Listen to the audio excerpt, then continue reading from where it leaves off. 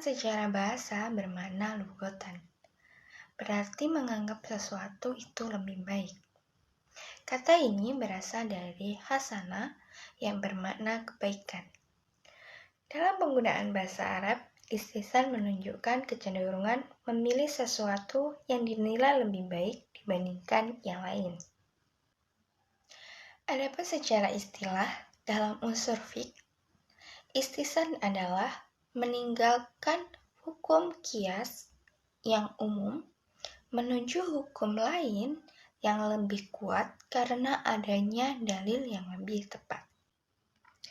Baik berupa nas, ijma, maslahat, kebiasaan atau urf, maupun dalam keadaan darurat. Dengan demikian, istihsan bukan berarti mengikuti hawa nafsu, tetapi merupakan metode ijtihad yang mana untuk mencapai hukum yang lebih adil dan sesuai tujuan syariat. Pada pembahasan istihsan, para ulama juga mendasarkan konsep pada dalil dari Al-Quran dan hadis, yang mana menunjukkan anjuran untuk memilih yang lebih baik dan tentunya membawa kemaslahatan. Salah satu dalil dari Al-Quran adalah firman Allah Subhanahu wa Ta'ala, Quran Surah Az-Zumar ayat 18. Adapun ayatnya yang berbunyi Bismillahirrahmanirrahim. Alladzina yastami'una al-qawla fayattabi'una ahsanahum. Yang berarti orang-orang yang mendengar perkataannya lalu mengikuti orang yang paling baik di antaranya.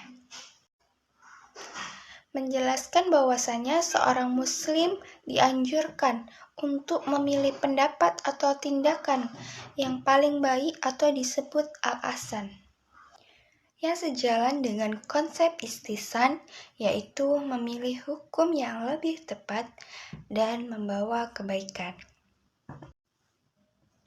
Selain itu, terdapat juga dalil dari hadis Nabi Muhammad SAW, yaitu yang berbunyi Ma ra'ahul muslimuna hasanan fahuwa indallahi hasanu.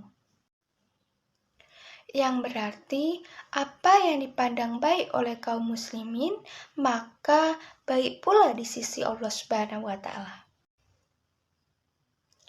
Hadis ini menunjukkan bahwa sesuatu yang dianggap baik dan membawa kemaslahatan oleh kaum muslimin maka dapat dijadikan bahan pertimbangan untuk menetapkan hukum.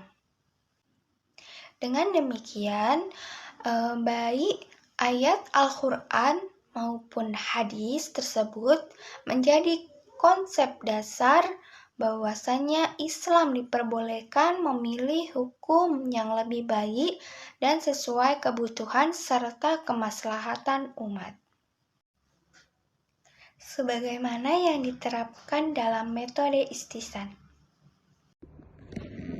Baik, di sini saya akan melanjutkan pembahasan tentang D, yaitu penetapan hukum istihsan. Ada 3 pokok pembahasan. Yang pertama itu tentang taklifi, yang kedua itu ada metode, dan yang terakhir adalah contoh istihsan. Pembahasan yang pertama yaitu taklifi. Istihsan adalah cara menetapkan hukum Islam berdasarkan nas, ijma atau kebutuhan, kebiasaan atau qiyas tersembunyi untuk kemaslahatan dan solusi yang lebih tepat. Yang kedua itu ada metode, dilakukan lewat nas, ijma, qiyas, urf, dan kebutuhan darurat. Selanjutnya yaitu contoh istihsan. Yang pertama, istihsan dengan nas, yaitu aturan puasa yang ada pengecualiannya.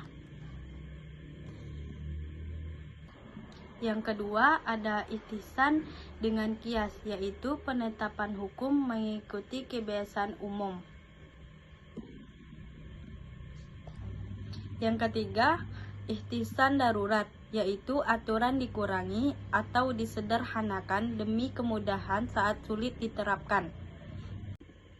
Yang keempat, ihtisan dengan yaitu hal dibolehkan jika jadi kebiasaan masyarakat dan tidak berbahaya. Yang terakhir, ihtisan dengan ijma, yaitu ketentuan jadi sah karena disepakati ulama dan dipakai masyarakat. Analisis penulis. Ihtisan memberi kemudahan dan fleksibilitas hukum, tetap berdasarkan dalil yang kuat. Ulama berbeda pandangan. Hanafi menerima, Syafi'i berhati-hati, dan Hambali menerima dalam keadaan tertentu. Metode ini menyesuaikan aturan dengan kondisi nyata, darurat, atau kebiasaan. Peran penting ihtisan yaitu menjaga kemaslahatan, membuat hukum Islam tetap relevan seiring perkembangan zaman.